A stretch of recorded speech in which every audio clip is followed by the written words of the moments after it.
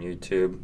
Today I got the 48-hour impression of the LG G6, and I have to say I'm really impressed with this phone.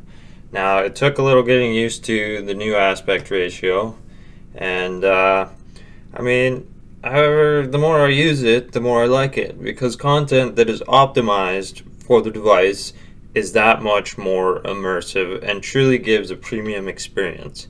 The LG G6 has a wonderful hand feel. It is a very one-handable phone.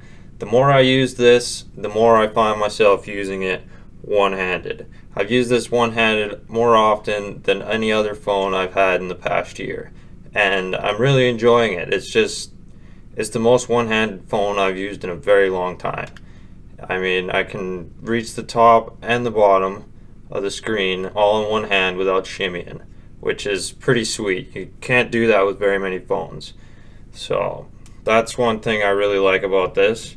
And next, it is extremely snappy. I have yet to see any lag or software hiccups, but I will leave my final verdict on software performance open until I do my full review. Okay, so that's something that you're going to have to stay posted for, and a week from now, maybe a week and a half, depending on how much I'm liking this, I will let you know in my full review. And the call quality is absolutely excellent, and I've had very good reception so far, especially in rural areas where other phones would get poor to no signal. This is one of those phones, pretty much no matter where you're at, you're going to get decent signal, unless you're in the middle of nowhere, and then you want to make sure you got good battery life and you got a survival kit or something, right? Or if you're camping up in the mountains. So that's something to note. And the platinum color does really good hiding fingerprints.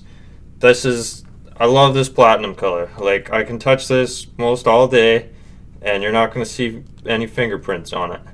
So it stays shiny most of the time. The screen, of course, you're going to see the fingerprints on the screen, but that's just something you got to deal with. Use your pink chamois. Shout out to the pink chamois. Shine it up a little bit and you're good to go again, right? So that's something to note. Now, this always on display, I'm liking this always on display. It's nice and bright when you turn on the brightness mode and settings, and it's more functional than other always on displays, namely Samsung's. So if you tap on something, it tells you what's going on and it takes you right to that thing. So that's really nice. Now, also, I've noticed when holding the phone in landscape mode, there's no camera hump. So when I'm holding the phone in landscape mode, I'm pressing my thumb right on the camera, and that leaves smudges on my camera lens.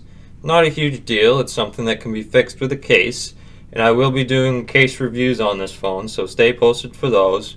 But I mean, with my LG V20 or the Samsung Galaxy S7 Edge, it's got that little bit of a camera hump there, so I rest my thumb on the camera hump so I'm not smudging the lens. So that's something to note. You can't really feel where your camera is because it's nice and flush here. So I mean, it's a beautiful design, but it's definitely something you're going to want to put a case on, because every time you set this down on the table, your camera is touching the table flatly. So if you set this on a marble or granite countertop or something like that, it will scratch your camera lens. That's something to be aware of. Also on the front, there's no razivity on anything. Shout out to Flossie for the terms there. And your glass is always going to sit flush on the counter. So if it's a marble or a granite countertop, it will scratch your screen. That's something to be aware of. Now, something else I wanted to go over is that I've yet to use the cameras on this. So that's something that I'm going to be doing an entirely separate review on, comparing it to the LG V20. So stay posted for my full camera review, and I'll post that alongside my full review of the phone. But this is just my 48-hour impressions, and so far I'm loving this. It's taken a little bit of getting used to the aspect ratio. Not a big deal, but this phone is awesome so far. I definitely recommend this to anybody looking to get the latest flagship from LG, because you don't want to spend that crazy money on the Galaxy S8 go for the LG G6, because 48 hours, I'm seriously impressed. There's nothing I'd want to change about this phone except for maybe a tiny little bit of a camera hump. That's about the only thing I'd want, but that's personal preference. Most people aren't going to ask for that, right? So if you enjoyed this video, you know what to do. Please like and subscribe, and stay posted for my full review and my camera review, case reviews coming up soon. Thanks for watching, and we'll catch you on the next one.